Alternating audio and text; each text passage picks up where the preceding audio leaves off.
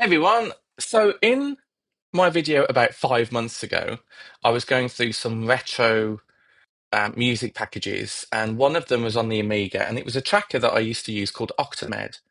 So in this video, I wanted to go through what I used next, which was actually on the PC. Now, I used a similar tracker software, but it was known as Impulse Tracker.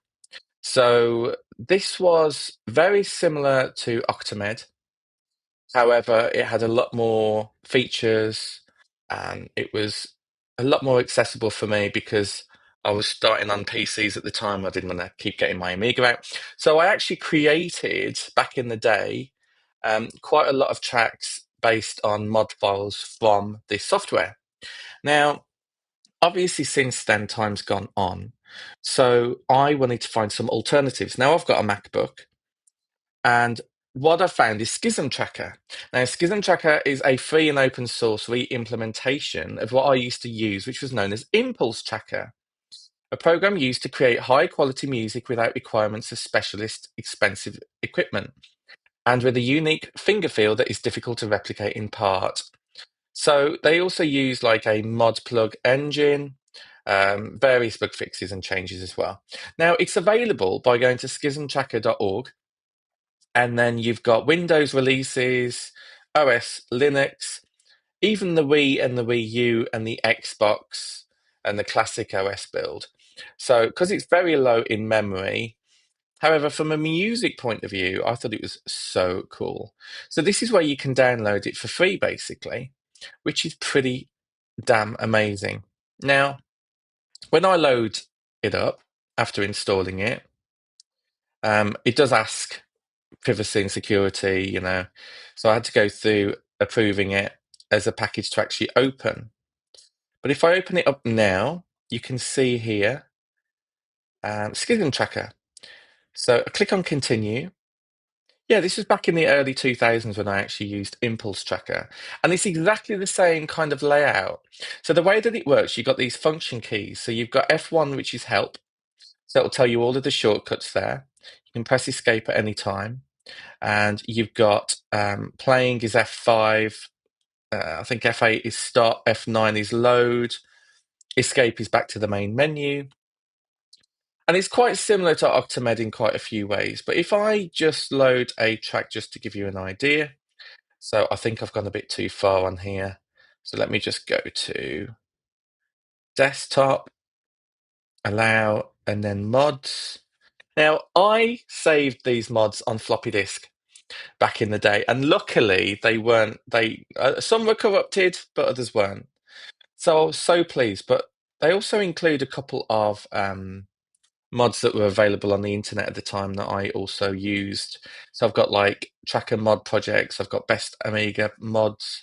So I've got quite a few. So let me load one up just to give you an idea. Now, this has been ages since I've done this. Now, so it's loaded the Impulse Tracker file of 8 patterns, 29 samples, and 15 instruments. So what I can do now, I can go to the main menu by pressing escape.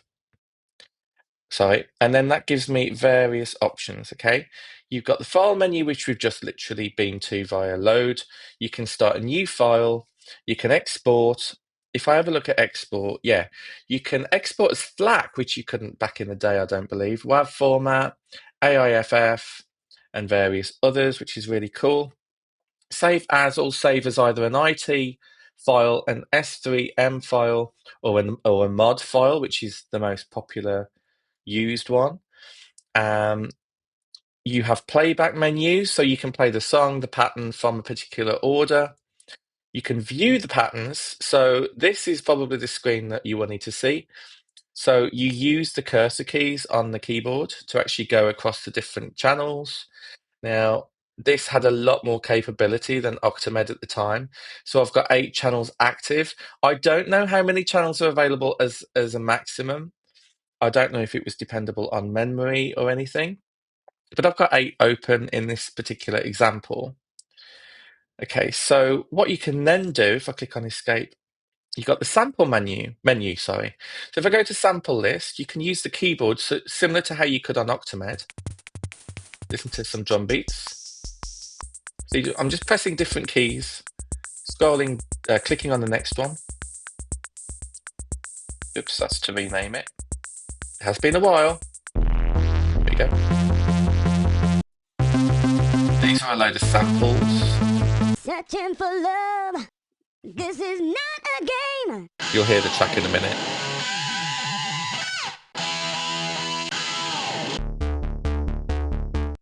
Nice. Cool. You could obviously change the samples if you want to. That's just going to keep looping there, isn't it?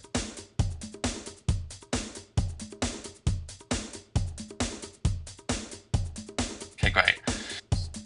Okay. Instrument list.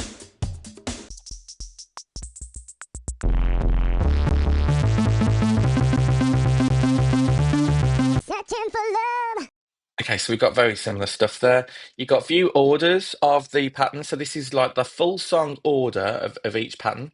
So it's going to play pattern 3 first, then 2, then 0 twice, then 1 twice, and 5 twice, and 6 twice, and 7. And you've got order list and panning. You can mute all of the others. Oh, there you go. So you've got 64 channels. That's so cool. That was not available on the Amiga. Now I know why I switched.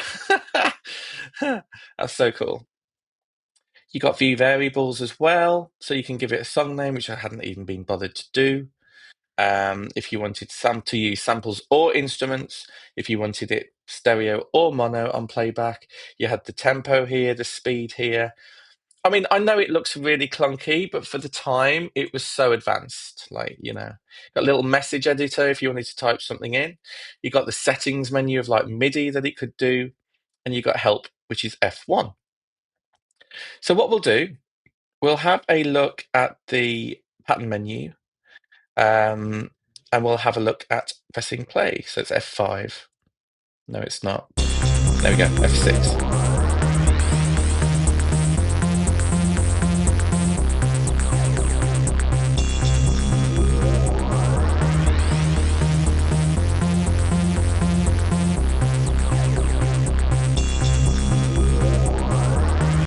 Okay, so F8 is stop.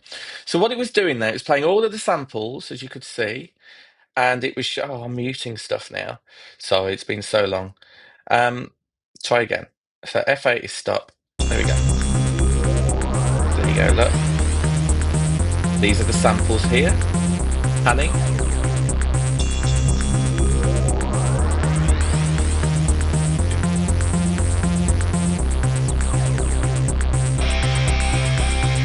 Searching for love. This is not a game. Searching for love. This is not a game.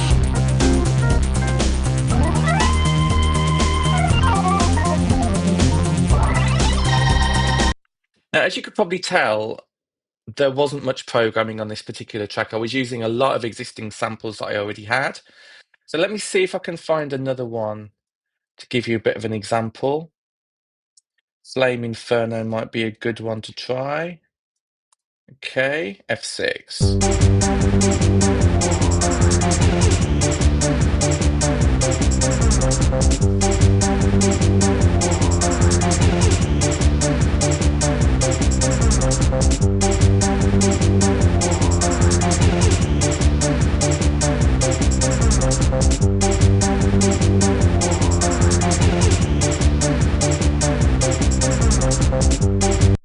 Okay, so that's just on repeat at the moment. If I have a look at the patterns menu, okay, so this is where you can actually program it in. So for example, okay, there's absolutely no instrument based on that particular one. So if I go to here, you might hear it. Oh no, it's just changing it. Okay. F6.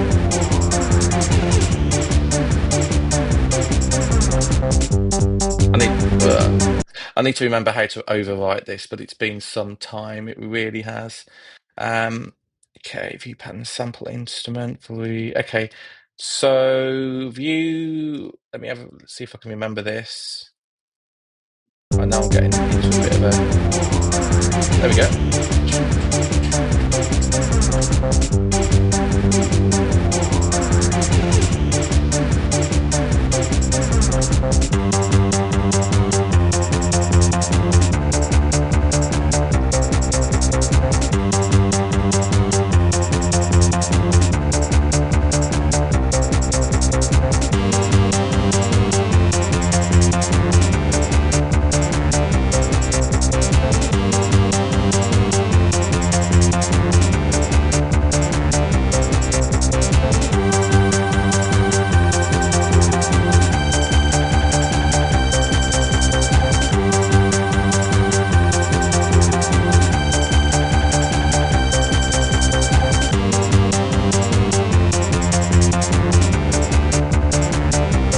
Love that. That's so cool. So cool.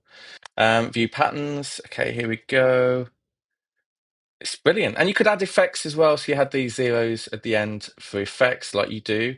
I don't think there was a way to view more than 5 channels at a time. But the fact that Optimed was just 4 and it was really limited, it allowed me to do more complex compositions, which is really cool. So yeah, I think that's amazing. These are the effects here, sorry. 20 and O2. I knew what I was doing at the time. It's all different now. When I can't seem to hear the sample that I'm putting in at the moment. And you were able to put in different samples on different patterns as well, which is cool. Maybe I need to go to the sample list. Oh, there we go. So there we go. So that was number 3. So if I go back to view patterns, there we go. So let's just quickly which one's being used? I think it was channel 4 actually. So go back to view patterns. Yep, channel 4. So you could play it on repeat and just try and do it live, or you can actually program it in. So literally,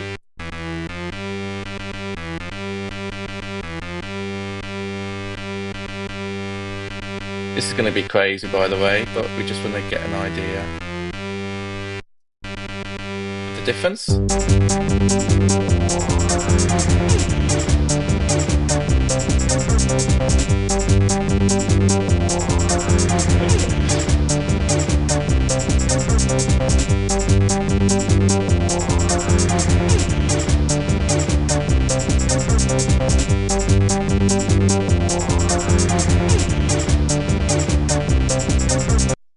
So as you can tell, I had a lot of fun with this software. And I think it was freeware. Was it freeware? It might have been shareware where you could put in a donation if you want to. I think I did put in a donation. I think it was 20 quid back in the early 2000s. Wow, that's amazing. So cool. It's just so nice to reminisce and go through old things and actually realize that your music still works on there. It's really cool. See if I can find another one. Let me try it again. This acid tune one. Proceed.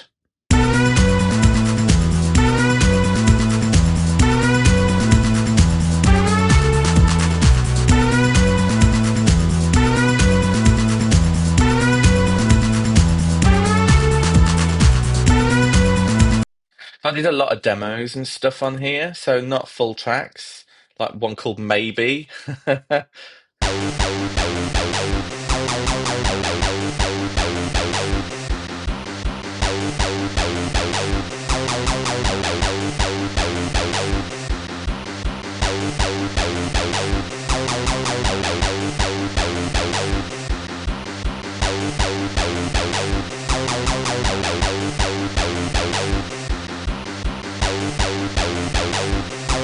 So you get the gist of that one.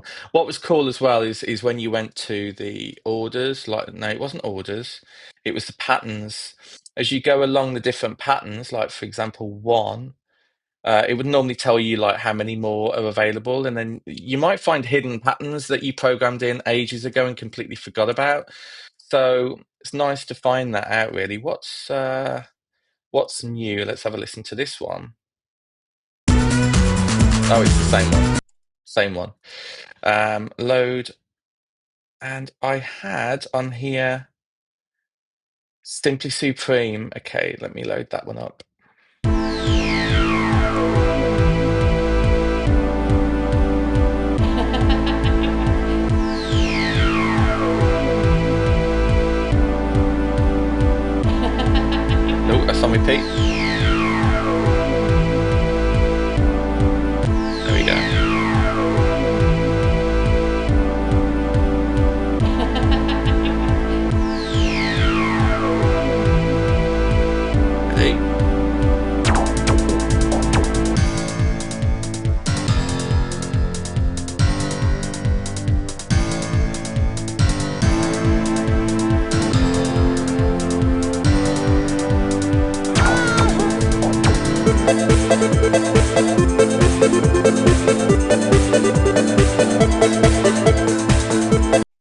you get the gist. So there you have it. So that is Schism Tracker. From there, I think I went on to Music Maker, which I don't think I have. That was also on the PC, and there were obviously early editions of those. There was one similar to Music Maker that I used, which was incredible, and it was really high quality, but I've forgotten the name. I've tried to find the name of the software and I can't remember. I've tried to search it on Google, can't find it. I've spent hours trying to find this software, but so maybe I'll put, if you're interested, I'll put some that music track that I made from the software, and then you might be able to detect the samples if you know it. And then for Music Maker, I went onto Cubase, and Cubase is obviously still available. So yeah, I never had an Atari to start with Cubase. I think I was always scared of MIDI back in the day. I didn't really understand it. I was much more of a sample guy, which is why these trackers suited me the best, you know. And obviously now it's things are a bit different. I use Cubasis now. I've done a video on that in the past as well. So I might link that on a retro playlist that I've done on this channel. Hope you like this video. Let me know what you think. If you've ever used a tracker similar to Impulse Tracker or Schism Tracker or something else, or Fast Tracker, let me know your experience with stuff. And yeah, I'll catch you on the next video. Take care. Bye.